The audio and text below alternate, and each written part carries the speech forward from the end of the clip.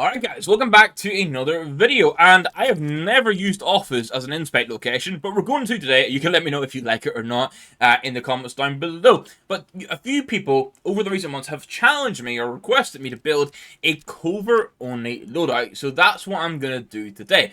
Obviously, it immediately limits some of our options, but you can still build something pretty interesting. It's just how expensive is it going to be for all coverts? Before we get into it, I want to let you guys know that we have a new giveaway running for this week. It's going to be for an M4 A1S Hyper Beast, and it is going to be in field tested, but it's relatively low at 0.22. All you have to do to enter this is make sure you hit that like button, hit the subscribe button, and leave a comment down below of your favorite skin from today's video.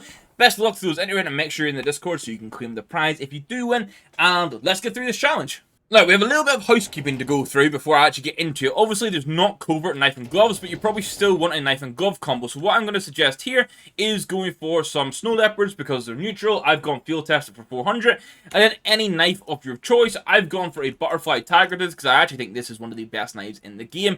Both obviously S2 knife and an incredibly good finish. You can go for a much cheaper knife if you want, because obviously this is $1,900 already just for the knife and glove combo. And of course, you guys want some agents. So on the CT, I'm going to recommend Lieutenant Commander Ricksaw, just because he's sleeveless. You'll see him and Crikey a lot, because I do like that sleeveless vibe they offer. And then over on T, I'm going to suggest using Sir Bloody Skullhead Darrell. I just like the gold accents, and overall, like if you're looking at him in game, it's a cool mask and fairly neutral across the board. But those gold accents look so nice with the knife, and with some of the skins, they'll look nuts. Now, let's actually get to the covert aspect of this. Now, my Glock is going to be the Neo Noir, and I'm going to go for minimal wear across the board here where possible, which is $17.50. Not too bad to pay for what I think is a pretty good Glock skin. There were a few Glock options, and I think overall this was probably the best choice. The USB had some other options as well, like the Kill Confirmed, like the Traitor, but I thought, you know what, let's keep it consistent and go for the Neo Noir again for the $16 mark. Now, the P2000 only had one option, but thankfully it was a good one. It was the Fire Elemental for $11 in minwear. The Deagle was another one that had some decent options in there. Overall, I thought a print stream for the $43 mark was going to make the most sense. Overall, I want to try and keep this loadout to be somewhat reasonable, despite my crazy expensive combo at the start. Now, speaking on that reasonable side, I just want to say, this combo into this AK, so nice. But I've picked a fuel injector here for $195 in minimal wear. You can save some money getting some battle scarred, or you could even go for an Empress, for example, for like $50 in minimal wear to save some money. But overall, I just thought I want that vibe with the fuel injector, so I'm going to be picking it. Now, my A1S choice is actually the skin that we're going to be giving away, but in minimal wear. It's $43 for the Hyper Beast. Hyper Beast for me is always going to be like top 10 M4 A1S. Probably in that top 5 conversation, depending on your personal preference. It's a sick piece of artwork. It's an OG of the game, and it's a really nice one to have here. Now, my F4A4 choice is going to be the Emperor because, I mean, overall so far, we've kind of been leaning in outside of my fuel injector. Everything's like kind of neutral, kind of blue, pinks, and purples, that kind of thing. So I thought continuing that with this pick just made sense for $32. Now, for the AWP, there was actually a decent few options, and I've just decided to pick one that I don't get to showcase too often. It's going to be the Onitaji. I also think it looks nice with the Snow Leopards because they really help show off the artwork, but $310 with a minimum wear is a bit much, especially when I could have gone cheaper for a Containment Breach or even cheaper with some other options, but as I say, I never get to feature this, so I'm just so happy I could get it into a loadout for once. Now, it's probably no surprise that for the key skins, it's plenty of red options, right? Or covert options, I should say. So we didn't have too much issue there. As we get into the more filler skin side of things, we get hit with very limited options, which kind of makes sense because Valve want to give us coverts for the weapons that are used the most in-game. For example, for the MP9, the only real option we have is going to be the Starlight Protector. It's literally the only option, and it's $6. Again, the MAC-10 only has one option. It is also $6. It's also worth noting at this point that I'm recording this video a little bit in advance of when it goes live. I've recorded this and priced it around the 9th of August, so fingers crossed Valve don't release an update with new coverts that would prove me wrong here. Or maybe do give us an update, but oh man, if they drop it while I'm away, I'm going to be so sad. And then finally, the P250 here was also one that only had one option, but again, thankfully for these three that only had one option, they're actually all good skins. See you later, $3.50, love it.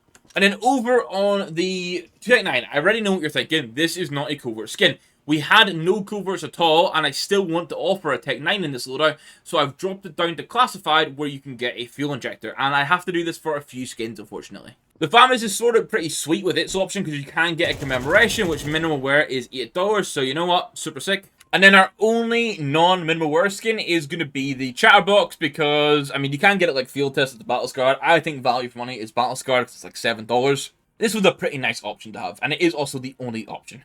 Now, over in the 5.7, you have two choices. You can go Angry Mob, or you can go for the Hyper Beast. Both are decent skins. I think overall Hyper Beast is much better though. That's my personal preference. It's $35. I have loved using my Hyper Beast 5.7 over the last few months. But Julius, I'm going to go over to the Cobra Strikes. I rocked these for a while and they were super good to use. I've just seen the name pop up. I need to turn that shit off. $40 for these though. It's expensive for Julius, but they do look really nice. And it's from a case that is just continuing to rise in price gradually, so it's kind of expected that they'll be expensive. Now, SG honestly surprised me a little bit that it doesn't have any covert options, so I have to go classified. I do go for the Hazard Pay. I actually really like this skin. I think it's super cool. It's got the traffic cone on top of the scope, which is super unique, and that yellow just really stands out. If the SG was more meta in regards to price and its impact in game, I would consider spending more on it. Now, I've got to say, the AUG has no covert, and it has two classified options. At least I think it was two. I'm trying to remember. I've gone for the stupidly expensive one. I've gone for the Akihabara Accept. This is over $1,200. An absolute nuts price to pay for the AUG. So really, if you wanted to do this challenge yourself and build something else, obviously it has no covert option, so I would just get any AUG skin you want. But I've just gone OTT here. The XM, you're at least locked in with a decent option. It's going to be the Tranquility. Now, this is $9. It does pick up a decent amount of wear in minimal wear. But the price to factory new is like double the cost. So I think minimal wear for this, $9, pretty sweet. For the MP7, we only have one option, but at least it's a good one. It's going to be $1.70 for the Bloodsport. This is what I mean, where like doing this challenge, it's not overly challenging because we do have options for most skins. It's more so the likes of the Glocks and the AKs where I have to make the decision of how much I want to spend. But the likes of this, I only have one option, and at least it's a good one. And then I think I've used this skin like 3 or 4 videos in a row now, completely not planned. It's just happened, that's how it is.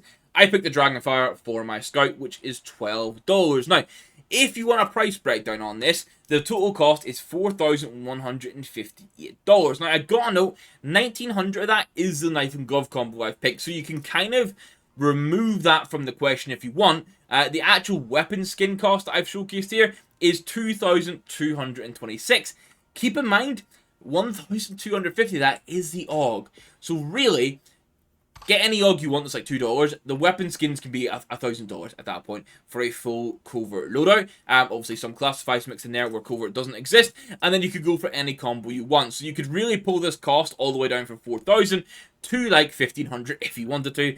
I've just gone a little bit overboard because I quite like the combination. So just very interested to see where we have the lack of Covert options or none at all.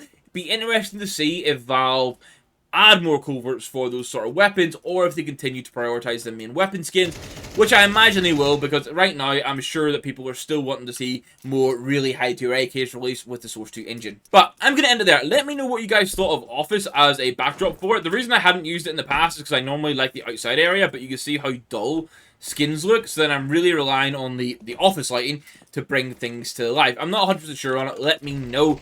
And then just a big thank you to the YouTube members that are supporting the channel. It is super appreciated. If you want to know more about what being a YouTube member can get you guys, there'll be a button down below. The join button will prompt and tell you everything before you actually join. So big thank you to them, and hopefully you guys want to jump in on that and get some of the perks. I'm going to catch you guys in the next video. Thank you very much for watching. I hope you enjoyed this one. Goodbye.